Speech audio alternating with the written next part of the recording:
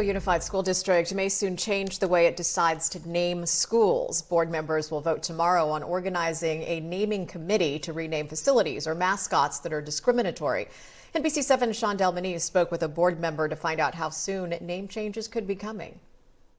San Diego Unified has more than 200 schools and mascots. The first one up to be renamed should the board vote yes tomorrow is Claremont High. The school mascot is the Chieftains, a name that the state recently banned under the California Racial Mascot Act. The law specifically refers to derogatory Native American terms.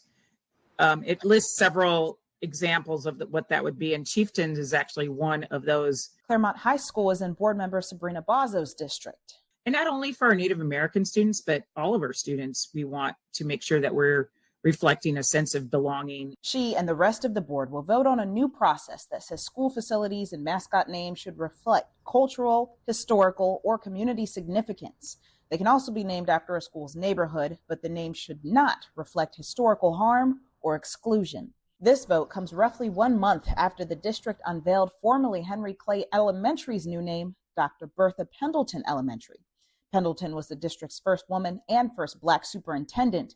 Henry Clay was a statesman who enslaved more than 100 people. Eliminating that is very important. We have to acknowledge it, but then we have to move forward.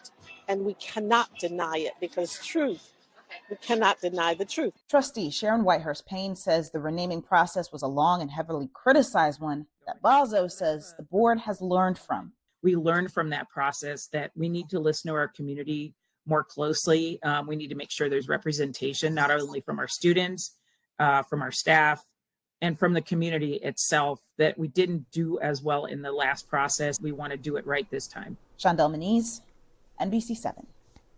So if a vote passes tomorrow, the district will form a renaming committee for the mascot in August.